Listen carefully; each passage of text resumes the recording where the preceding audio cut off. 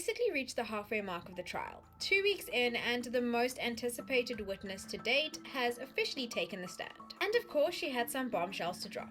So if you've been following the Joshlin Smith disappearance trial, here's a quick recap on day 9 and 10.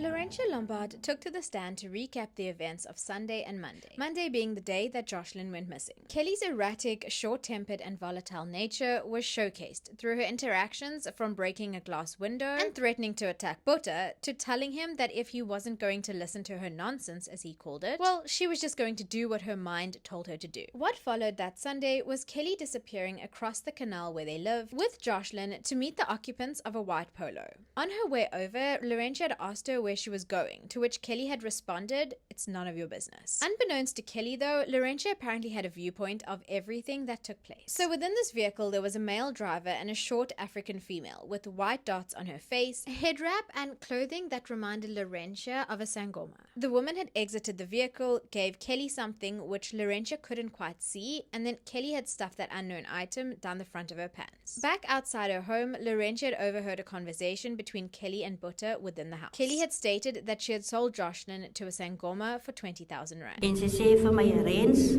Then she said to me, Rens, ek het nou I did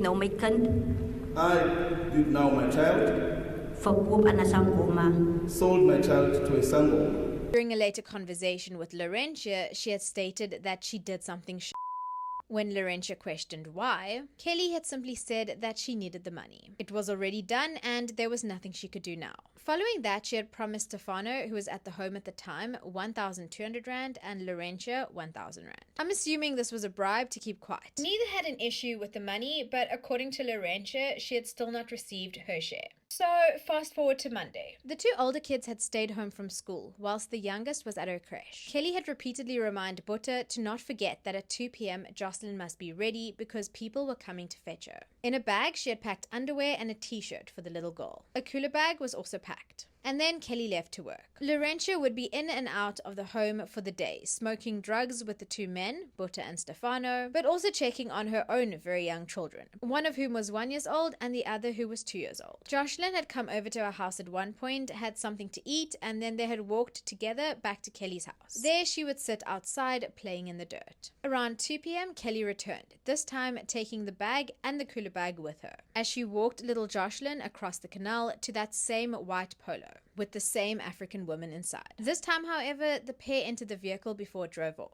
It would only be later in the day when Kelly returned from work to find